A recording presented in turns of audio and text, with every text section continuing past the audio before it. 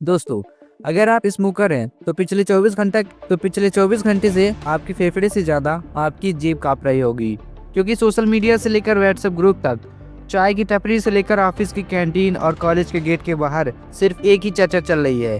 भैया 18 वाली सिगरेट अब 75 की होने वाली है। अब सुनते ही दो तरह के लोग हैं, एक वो जो बोलते हैं बहुत बढ़िया, नशा महंगा होना चाहिए, और दूसरे वो लोग जो बोलते हैं भाई साहब हम क्या अब ईएमआई पर सिगरेट पियेंगे। किसी को चिंता है फेफड़े की, किसी को चिंता है जेब की, और किसी को चिंता है अगर सच में 75 की हो गई तो महीने का बजट एक्सेल सीट में बनाना पड़ेगा। अब सवाल ये है कि क्या वाकई में सरकार ने ठान लिया है कि स्मोकिंग अब सिर्फ अमीरों का शौक बनेगी, या फिर ये भी व्हाट्सएप यूनिवर्सिटी का एक और मास्टरपीस है। जैसे पहले नोटबंदी में एटीएम खाली हो गए थे और अब टपरी पर सन्नाटा छा गया। देखिए, सच थोड़ा अलग है और पूरा जानना जरूरी है। खबर पूरी तरह झूठ भी नहीं है और पूरी तरह डरावनी भी नहीं। असल में संसद ने सेंट्रल एक्सरसाइज अमेंडमेंट बिल 2026 पास कर दिया है। मतलब सरकार ने सिगरेट, हुक्का, गुटखा, खैनी, हर तरीके के तंबाकू पर लगने वाली टैक्स के तरीके को बदल दिया गया है। सरकार का कहना है हम तंबाकू का सेवन कम करना चाहते हैं। अब ये सुनने में बहुत नेक लगता है, लेकिन पब्लिक का सवाल सीधा है, ज्ञान तो सिगरेट के पैक पर पहले से लिखा है, धूम्रपान जानलेवा है, फिर भी लोग पीते हैं, हंसते हैं, फोटो खिंचवाते हैं। तो ज्ञान से नहीं, दाम से फर्क पड़ेगा क्या? अब सोशल मीडिया पर अफवाह उड़ी कि सिगरेट के दाम 300 से 400 गुना बढ़ा दिए जाएंगे। मतलब हार्ट अटैक पहले आ गया या सिगरेट खरीदने वक्त आएगा, समझ में नहीं आया। लेकिन एक्सपर्ट और इकोनॉमिक्स साफ कह रहे हैं इतना डरने की जरूरत नहीं है, ये गणित इतना सवाल नहीं है। हाँ, टैक्स बढ़ा है, ये सच है, एक्सरसाइज ड्यूटी की कैलकुलेशन बदली गई है, लेकिन इसका मतलब ये नहीं कि 18 वाली सीधे 75 की हो जाएगी। ग्राउंड रियलिटी ये है कि 10 से 15% तक यह इफाजा हो सकता है। यानी जो सिगरेट आज 18 की है वो 22-25 तक जा सकती है। जो पैकेट 350 का है वो 390, 410 के आसपास जा सकता है। मतलब जेब ढीली होगी, लेकिन इतना नहीं कि आईसीयू में भर्ती होना पड़े। अब सवाल ये उठता है कि सरकार को अचानक तंबाकू की इतनी चिंता क्यों हो गई भाई? क्या सच में सरकार अपनी सेहत से लेकर भावुक हो रही है?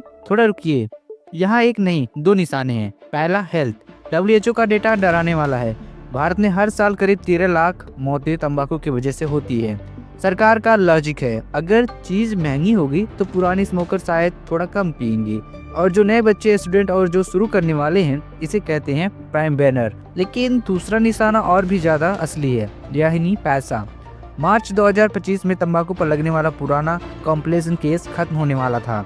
सरकार को डर था कि अगर वो खत्म हुआ तो सिगरेट सस्ती हो जाएगी और सरकार की कमाई गिर जाएगी, तो नया बिल आया। मतलब कान इधर से पकड़ो या उधर से, कमाई रुकनी नहीं चाहिए। अब इस कहानी का एक डार्क साइड भी है जिस पर कम बात हो रही है, वो है ब्लैक मार्ट।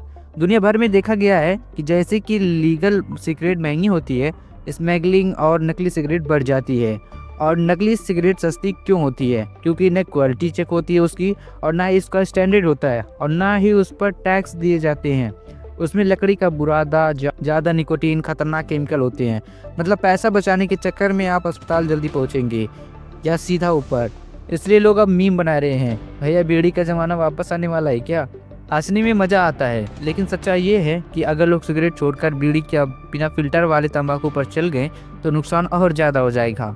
और इसका असर सिर्फ स्मोकर का नहीं रुकेगा। आंध्र प्रदेश, कर्नाटक, गुजरात में लाखों किसान तंबाकू उगाते हैं। अगर लीगल कंपनियों की बिक्री गिरी और ब्लैक मार्केट बढ़ा तो सीधा असर किसानों और फैक्ट्री के मजदूरों पर पड़ेगा। तो कुल मिलाकर कहानी ये है कि सरकार भी कमाएगी, आप भी पिएंगे, दाम थोड़ा बढ़ेगा, उससे कोई फर्क नहीं पड़ेगा। फेफड़े वैसे भी जलते हैं और तब भी जलेंगे भाई। 5 से 7 रुपये ज़्यादा खर्च नहीं होंगे, लेकिन शौक तो शौक होता है भाई। बाकी सेहत की क्या बात करें, आत्मा तो अजर अमर है। इस जन्म में नहीं तो अगले जन्म में फिर सिगरेट, फिर ज्ञान, फिर कहानी, और हर जन्म में नई आइडिया बनेगी। तो इन्फो एक्सप्लेन को सब्सक्राइब कर दीजिएगा, ताकि हम हर बार आपको मुस्कुराते हुए यही समझते रहें कि भाई साहब फूकिए ज़रूर, लेकिन सच जानकर।